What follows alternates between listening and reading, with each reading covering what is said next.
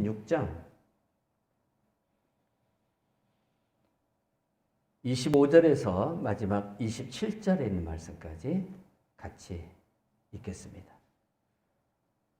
로마서 16장 25절에서 27절까지입니다. 나의 복음과 예수 그리스도를 전파함은 영세 전부터 감추었다가 이제는 나타나신 바 되었으며 영원하신 하나님의 명을 따라 선지자들의 글로 말미암아 모든 민족이 믿어 순종하게 하시려고 알게 하신 바 그 신비의 계시를 따라 된 것이니 이 복음으로 너희를 능히 견고하게 하실 지혜로우신 하나님께 예수 그리스도로 말미암아 영광이 세세 무궁하도록 있을지어다. 아멘. 나의 복음과 예수 그리스도를 전파하매 그랬어요. 나의 복음, 바울에게 있어서 복음이라는 게 따로 있는 것일까요? 바울은 자기만을 전하는 어떤 복음, 자칫하면 이 말이 오해를 받기 매우 쉬워요. 왜 그러냐면 나의 복음이라는 이 말이 바울이 자기 자신을 전하는 어떤 그러한 복음인지 아니면 자기만의 어떤 독특한 그러한 신학적 기반을 가지고 전하는 복음인지 매우 이 말 한마디를 보면 위험성을 담고 있다라고 오해할 수도 있어요. 그러나 여기에서 말한 바울의 이 나의 복음이라는 것은 자기가 예수 그리스도를 전파한 그 복음을 말해요. 그리스도 예수를 전파한 그 복음, 예수 복음이에요. 예수 복음을 자기가 전한 복음이라는 뜻이에요. 자기 자신의 복음이 아니라 예수님의 복음을 바울이 지금까지 전해왔다는 어떤 그러한 차원에서 지금 하는 말이에요. 그래서 나의 복음이라는 이 말을 헬라어로 보면 카타토 유앙겔리온 무라는 말이에요. 유앙겔리온. 굉장히 중요한 단어이죠. 바울의 복음은 바울을 주체로 하는 복음이 아니라 그가 믿고 전파하는 예수 그리스도에 관한 복음이에요. 예수 그리스도에 관한 복음, 그 복음을 지금까지 전해왔고 그가 이 땅에 살아있는 이유는 그 복음 때문이었어요. 그래서 그는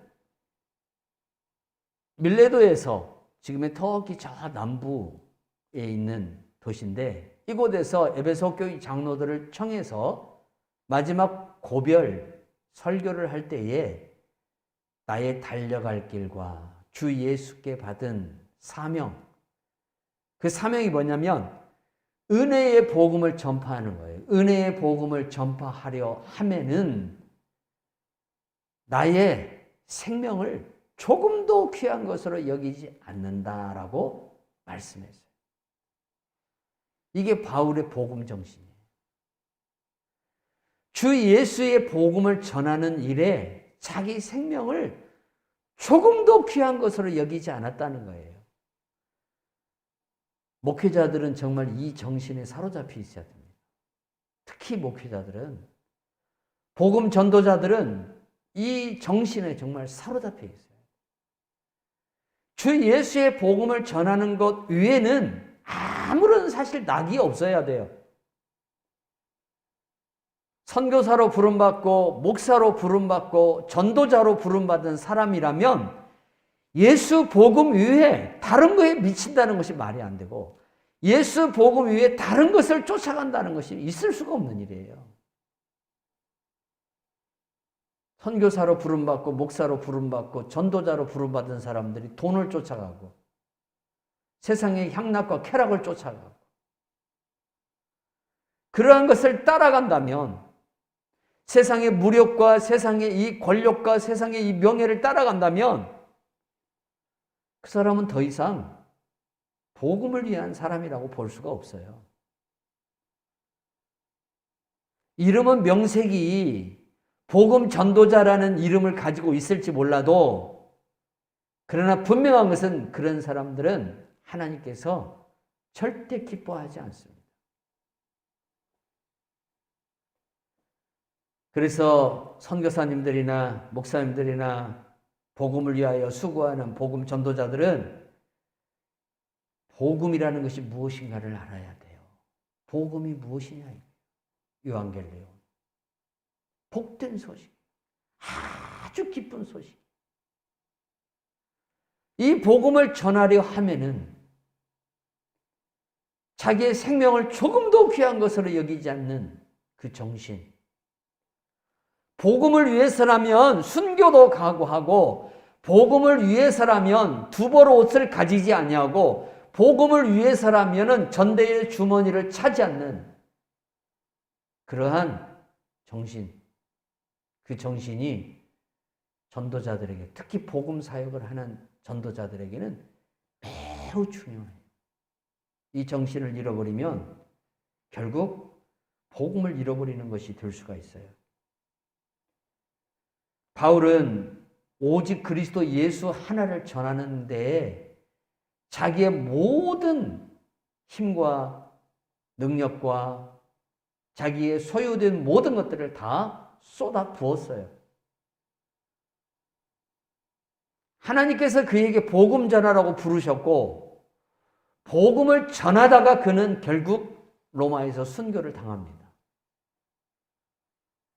그런데 놀라운 것은 바울이 전한 복음대로 모든 일들이 되어지고, 바울이 전한 복음대로 사람들이 구원받고, 바울이 전한 복음에 따라서 모든 사람들이 예수를 믿더라 이거예요. 정말 대단한 사람이죠. 그가 전한 복음은 그가 전한 복음으로 끝나는 게 아니라, 그가 전한 복음을 영접하는 사람은 그로 인해서, 그 복음의 주체이신 예수로 인해서 어떤 은혜를 받냐면 복음 안에 있는 내용들이에요. 그게 복이에요, 말 그대로. 그 복을 받아요. 복음 안에 있는, 예수님 안에 있는 그 복을 다 받는 거예요. 이 일을 위해서 부름받은 사람이 바로 바울이라고 자기 자신을 가리켜서 말하죠. 그래서 디모데후서 2장 8절에서 내가 전한 복음대로 다윗의 씨로 죽은 자 가운데서 다시 살아나신 예수 그리스도를 기억하라. 바울이 마지막으로 서신을 쓰는데 그 서신이 디모데후서입니다. 이 디모데후서를 통해서 디모데에게 바울이 무엇을 이야기하고 있습니까? 내가 전한 복음대로, 바울이 전한 복음, 결국 예수 그리스도인데, 바울이 전한 복음은 어떤 복음이냐면 이신칭의의 복음이에요. 누구든지 예수를 믿으면 구원을 받는 복음이에요. 그 사람이 할례자이든 할례자가 아니든, 그 사람이 유대인이든 이방인이든, 그 사람이 남자든 여자든, 그 사람이 나이를 드셨든 어린아이든, 그건 중요한 게 아니에요. 다 남녀노소를 불문하고 복음을 영접하는 사람은, 인종을 떠나서 언어를 떠나서 복음을 영접하는 사람은, 예수 그리스도를 영접하는 사람은 다 구원을 얻는다는 거예요. 그리스도 예수를 믿는 사람에게는 구원이 선물로 주어집니다. 이게 이신칭의 복음입니다. 이 복음의 은혜가 바울이 전하는 곳마다 나타났다는 사실입니다.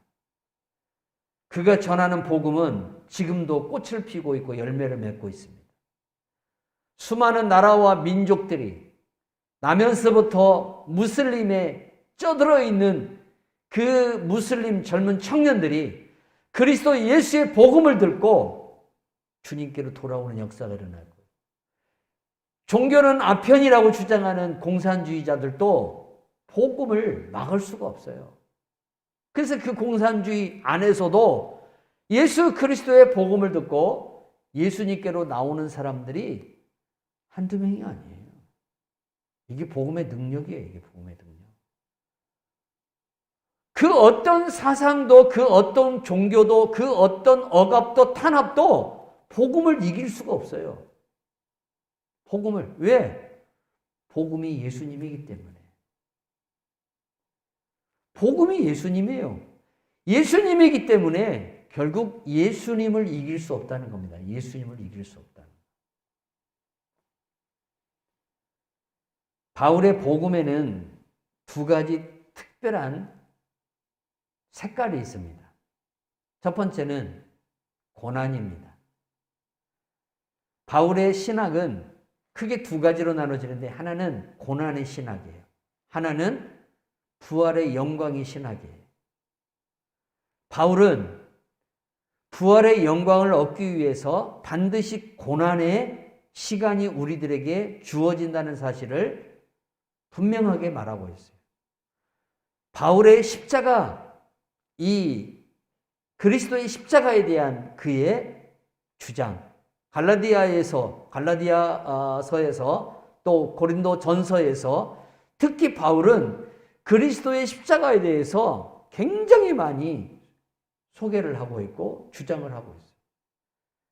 심지어 그는 뭐라고 얘기냐면 내가 그리스도의 십자가 위에는 결코 아무것도 자랑하지 않겠노라라고 이야기를 하고 있어요. 선언하고 있어요. 예수 그리스도, 그분에게는 두 가지가 있어요. 십자가가 있고 부활의 영광이 있습니다. 그래서 바울에게는 십자가 없는 부활이 없고 부활이 없는 십자가의 고난이 있을 수 없습니다. 십자가의 고난만 있고 부활이 없다면 바울은 우리들에 대해서 뭐라고 얘기냐면 우리가 예수를 믿는 것이 헛것이 될 수 있다는 거예요. 우리에게 부활이 없다면 지금 우리가 예수를 믿는 이 모든 일이 다 헛되고 헛된 것이라는 거예요.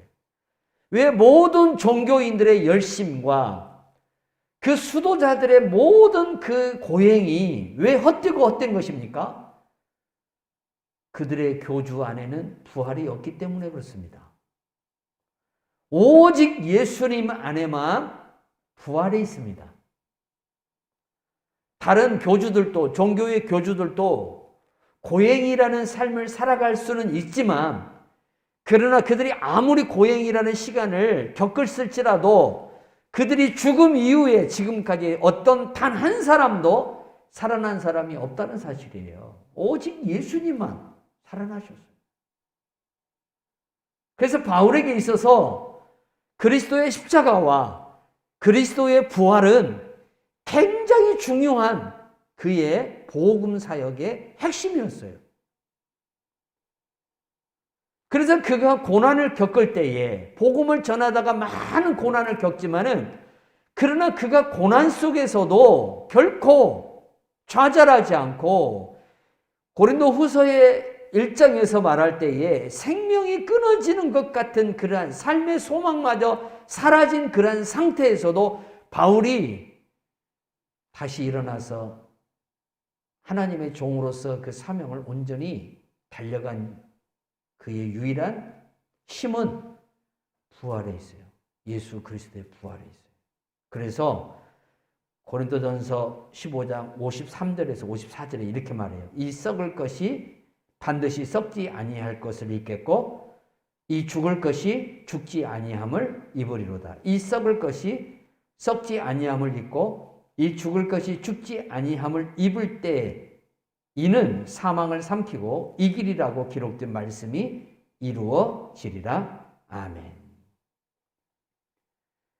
자, 이 복음, 나의 복음과 그 다음 바울이 뭐라 그래요? 예수 그리스도를 전파함은 예수 그리스도를 전파한다. 선포한다 이 말이에요. 예수 그리스도를 선포한다. 이걸 헬라어로 케르기마라 그렇게 이야기해요. 케르기마. 아주 많이 들어본 그러한 용어이죠. 선포한다. 선포된 말씀, 뭐 그런 뜻을 갖고 있어요. 바울이 하나님의 복음을 전할 때에 항상 바울 이 복음에 있어서 중요한 것은 뭐냐면 바울이 자기의 어떤 주관적인 복음을 전한 것이 아니라 객관적인 복음을 전했다는 거예요. 옛적의 선지자 때부터 내려온 예수 그리스도에 대한 복음, 구약의 복음이에요. 이 구약의 복음을 완성하신 예수 그리스도를 이제 세상에 전하는 그러한 복음. 구약의 선지자들을 통해서 예언되어지고 약속되어진 복음이 예수 그리스도를 통해서 완성되어져요. 그리고 난 후 예수 그리스도를 통해서 완성되어진 그 복음을 바울이 이제 이방인들에게 가서 전하는 거예요. 그래서 바울이 오늘 25절에서 예수 그리스도를 전파함은 이라는 이 용어를 사용하는 거예요. 긴 세월 동안 하나님께서 어떻게 이 복음의 역사를 점진적으로 역사해 왔는가를 바울이 정확한 눈을 가지고 구약을 쉽게 말하면 능통하고 있다는 사실이에요. 하나님께서 저 창세기에서부터 어떻게 하나님의 복음을 역사해 왔는가. 그래서 바울의 복음은 자기의 어떤 주관적인 생각이나 자기의 어떤 주관적 해석에 기반해서 복음을 전하는 게 아니라 창세로부터 계속해서 전해온 나타난 증거되어진 이 복음을 예수 그리스도께서 완성했고 예수 그리스도에 의해서 완성된 이 복음을 가지고 바울은 이방 땅으로 이방인들을 향해서 나아갔던 거예요. 그러니까 바울이 이방인들에게 들고 간 복음은 자기가 만들어낸 복음이 아니에요. 어떤 종교의 교주가 만들어낸, 어머니 하나님이 만들어내고 뭐 아버지 하나님이 만들어내고 이러한 이단들이 만들어낸, 이만희가 만들어낸, 안상홍이가 만들어낸, 박대선이가 만들어낸 그러한 거짓 복음이 아니라 저 모세에서부터 기록되어진 성경, 그 성경 속에 나타난 예수 그리스도, 그 예수 그리스도가 이 땅에 2000년 전에 오셔서 그 모든 구약을 완성하셨고 완성되어진 그 복음을 가지고 이방 땅으로 나아갔기 때문에 바울의 복음은 자기가 만든 주관적인 복음이 아니라 철저히 예로부터 내려오는 객관적인 복음이었다는 사실이에요. 이것이 바울과 이단들의 차이점이에요. 자, 영세전에 감추었다가 그랬어요. 25절 보세요. 그리스도를 전파함은 영세전부터 감추어졌다가, 영세전부터 감추어졌다. 직역하면, 헬라어를 직역하면 오랜 세월 동안 감추어져 있던 것이라는 뜻이에요. 오랜 세월 동안 감추어져 있는 것이라는 거예요. 그러면 오랜 세월 동안 감추어져 있는 이 비밀이 무엇일까? 오랜 세월 동안 감추어져 있어요. 모세가 쓴 성경에서부터 말라기가 기록한 그 마지막 성경까지 하나님께서 구약을 통해서 예언하신 그 많은 말씀들 가운데는 하나님의 비밀, 이 복음의 비밀이 거기에 감추어져 있어요. 자, 이 감추어져 있는 비밀을 예수 그리스도를 통해서 다 드러내셔요. 하나하나 드러내셔요. 하나하나. 그러면 이 비밀은 무엇인가? 첫째는 그리스도를 통해서만이 구원이 가능하다는 거예요. 그래서 구약의 지명이나 구약의 어떤 나오는 도구들 하나하나나 구약에 예언되어진 모든 것 하나하나가 다 누구와 관련되어 있냐면 예수 그리스도와 관련되어 있어요. 요즘 우리가 새벽에 그 말씀을 나누잖아요. 심지어는 구약의 선지자들이 예언해 놓은 그러한 말씀까지도 예수님께서 다 완성하시는 것을 볼 수가 있어요. 저 갈릴리 지방에 있는 각 마을 하나하나 가운데에 그리스도의 숨겨진 비밀들이 다 숨어 있다는 사실이에요. 그래서 유대 땅 전체는 어떤 것이냐면 그리스도를 다 상징하고 있어요. 근데 예수님이 오셔서 이 모든 것을 다 드러내시는 거예요. 다 그걸 완성하심으로 이 모든 것들이 다 예수 그리스도를 위해서 예표되어지고 부분적으로 다 그리스도를 상징하고 있다는 것을 보여주고 있어요. 오랜 세월 동안 감추어져 있는 것을 이제 드러냈는데 그 핵심이 뭐냐면 그리스도를 통해서만이 구원을 받을 수 있다는 거예요. 그리스도를 통해서. 두 번째는 이 구원이 이방인들에게도 이제 전해진다는 겁니다. 이방인들에게도. 그동안에 하나님의 구원이 유대인들의 소유였다면 이제는 그리스도 예수를 통한 복음이 모든 이방인들에게까지도 널리 미쳐서 모든 이방인들이 다 하나님께로 나와서 이면적 유대인, 표면적 유대인이 아닌 이면적 유대인의 복을 받아서 예수 그리스도를 믿는 표면적 유대인과 예수 그리스도를 믿는 이방인, 이면적 유대인들이 서로 한 몸을 이루어 이제는 주님의 교회와 또한 마지막 종말의 하나님 나라를 완성한다는 것을 보여주고 있는 거예요.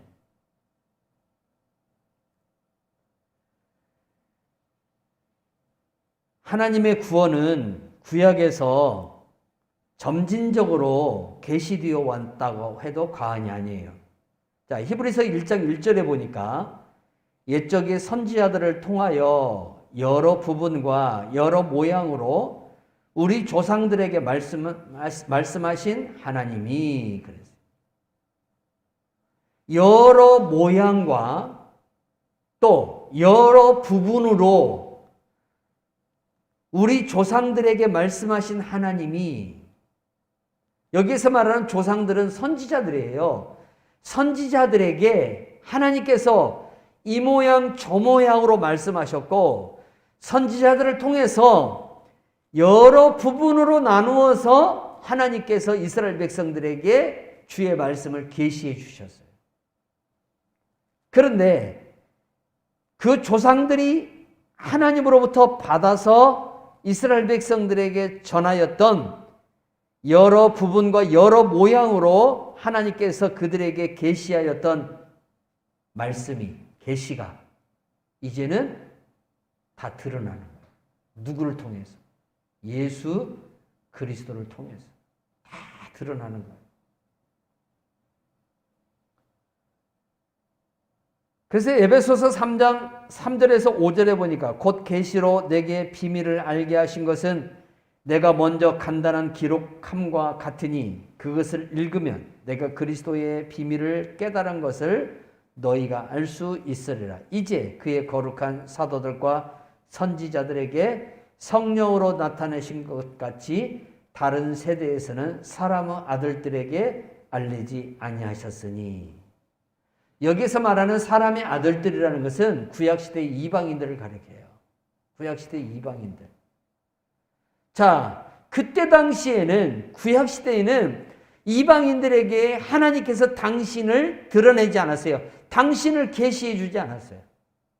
그런데 예수 그리스도가 이 땅에 오신 이후에 이방인들에게도 하나님께서 주의 계시를 주시고 주의 말씀을 주시고 또 그들에게 예수 그리스도의 복음을 전파해서 그들이 예수 그리스도를 믿어 구원에 이를 뿐만 아니라 하나님의 자녀가 되는 권세를 얻도록 만들어주셨어요. 자, 이 일을 위해서 바울이 일생을 살았다는 거예요. 하나님 앞에 부름받은 이후에, 그리스도 예수로부터 부름받은 이후에 바울은 이 일만을 위해서 살았다고 해도 과언이 아니에요. 이 일만을 위해서 살았어요. 사실 이 일만 하다가 결국 순교를 당했어요. 그러니까 예수님을 믿는 일반적인 성도들은 그렇다 치고, 특별히 선교사나 목사나 전도자로 부름받은 사람들은 어떤 일만 해야 돼요? 그리스도 예수의 복음 전하는 일만 정말 올인을 해야 돼요. 올인을 해요. 그래야 하나님께서 기뻐하신다는 사실이에요. 3절, 세 번째로, 자, 이제 나타나신 바 그랬어요. 26절에서 이제는 나타나신 바 되었으며, 이제는 여기에서 헬라어로 보면 대윈이라는 말이 나옵니다. 대린. 여기서 대라는 말은 그러나라는 뜻이에요. 우리말로 번역하면 그러나. 그러니까 이제 나타난 바 되었으며 라는 이 말 앞에 그런데라는 말이 붙어야 돼요. 그런데 이제 나타나신 바 되었으며, 그렇게 했으면 성경을 이해하는데 더 빨리 우리가 이해할 수 있다는 거예요. 자, 영세전부터 감추어졌어요. 구약시대 때는 이게 감추어져 있었어요. 그런데 신약에 와서, 그런데 이제는 이게 감추어져 있는 게 아니라 다 오픈된다. 누구를 통해서? 예수 그리스도를 통해서.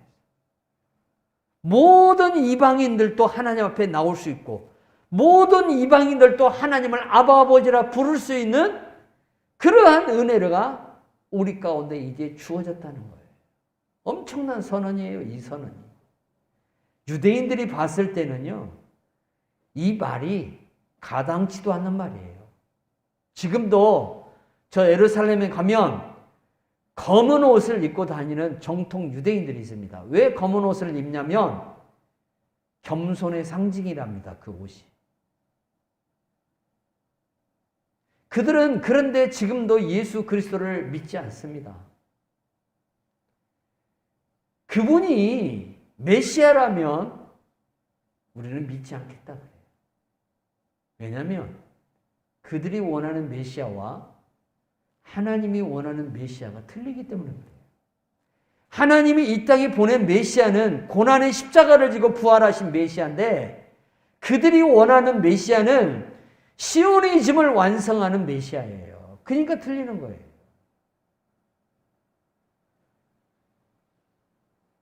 내가 원하는 하나님도 있고, 하나님께서 또 하나님 되심에 하나님이 있어요. 우리가 오늘 예수 믿는 우리들도 마찬가지예요. 대부분의 사람들이 신앙생활 할 때에 내가 원하는 하나님이 되기를 원해요. 내가 원하는 하나님이 되기를.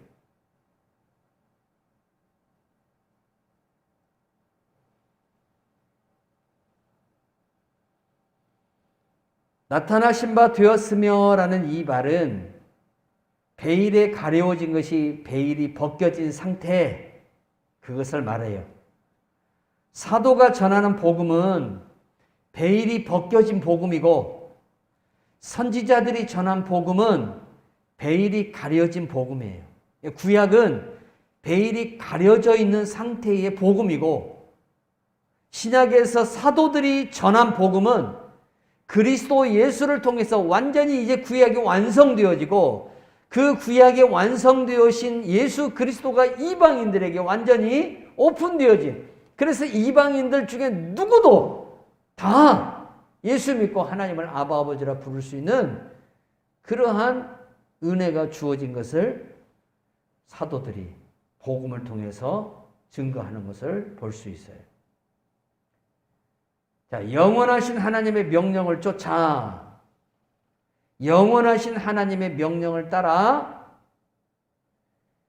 여기에서 여러분, 바울이 정말 대단한 사람이라는 것을 우리가 한 가지 찾아보고 넘어갈 수 있는데, 바울 안에 얼마나 대단한 자존감이 있는지를 알아야 돼요.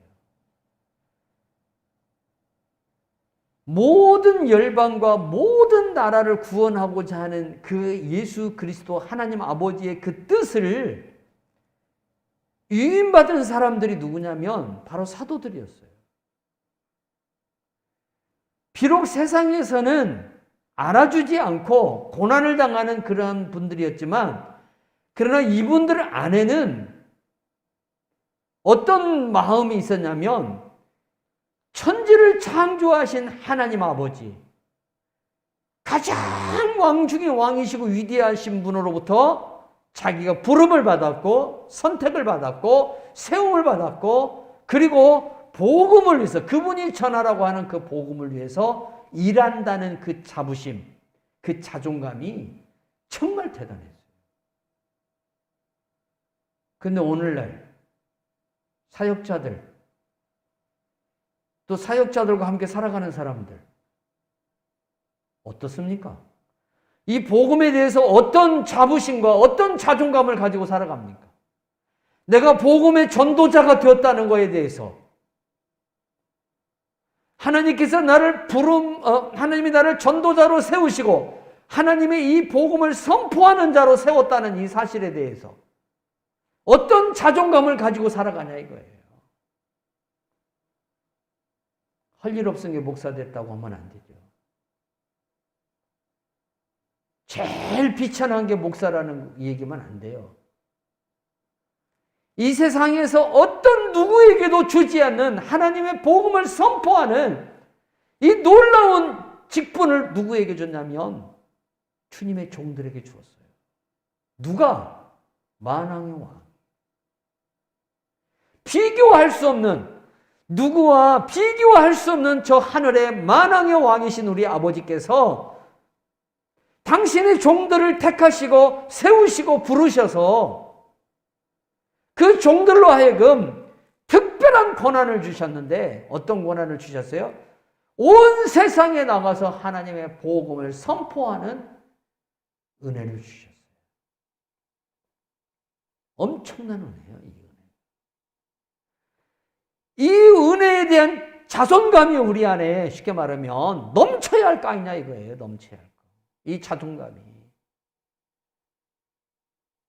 근데 오늘날 사역자들 안에 얼마나 이 자존감이 있습니까?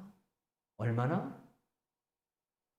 내가 예수 그리스도의 종으로 부름받았다는 것, 하나님의 이 엄청난 복음의 역사를, 그동안 구약의 비밀로 숨겨져 있던 이 복음이 이제 예수 그리스도를 통해서 완전히 다 완성되어지고, 다 쉽게 말하면 감추었던 비밀이 다 드러나고, 이 엄청난 이 복음이 모든 세계 사람들에게 다 전파되어서 그 사람들이 다 예수 믿도록 하고 복을 받도록 하는 이 사명을 감당하는 일이 얼마나 대단한 일이냐. 세상에서 가장 대단한 일이에요. 세상에서. 그런데 이 일을 부끄럽게 생각해요? 이 일을 하라니까 어떻게 해요? 자기 맘대로 하고. 이 일을 하라니까 옛습관을 못 버려가지고 여전히 아직도 세상의 향락을 즐기면서 양다리 걸치면서 그 일을 하려고. 예수 그리스도와 함께 십자가에 죽지 아니하고 하나님의 복음을 전하려고 하는 이름만, 직분을 가지고 있는 자가 되어서 그 일을 하려고 하니 하나님이 기뻐하겠나? 안 기뻐한다.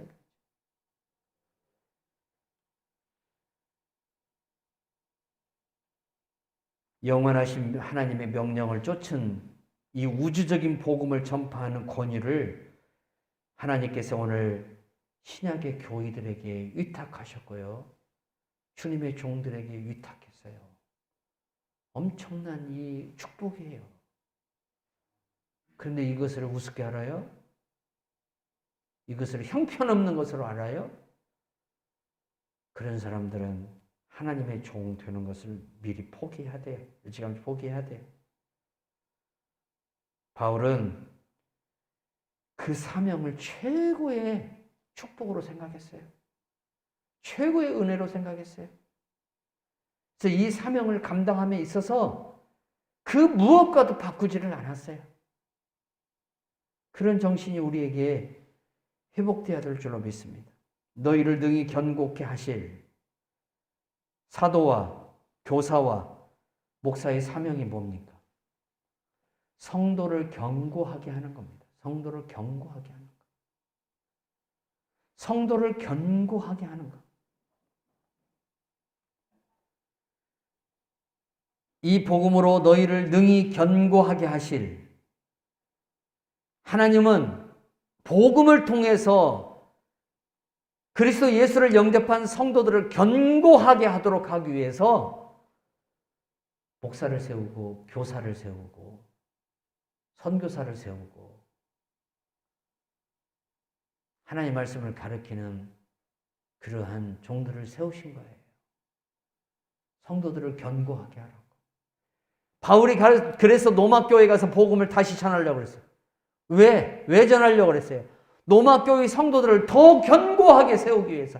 복음에 흔들리지 않는 사람들, 어떤 비바람이 부러치고 어떤 풍파가 몰아쳐도 그 복음에 서 있는 자들이 흔들리지 않는 변함이 없는 그런 견고한 성도가 되도록 하기 위해서 바울이 로마로 가려고 했던 거예요.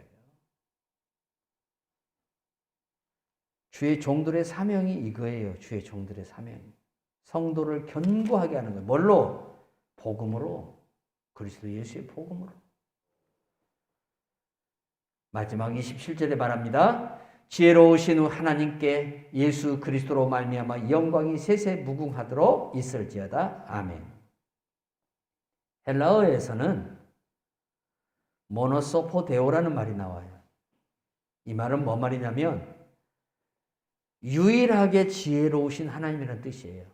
우리 개역 개정에는 지혜로우신 하나님이라고만 나오는데 원문에는 유일하게 지혜로우신 하나님이라는 거예요. 유일하게.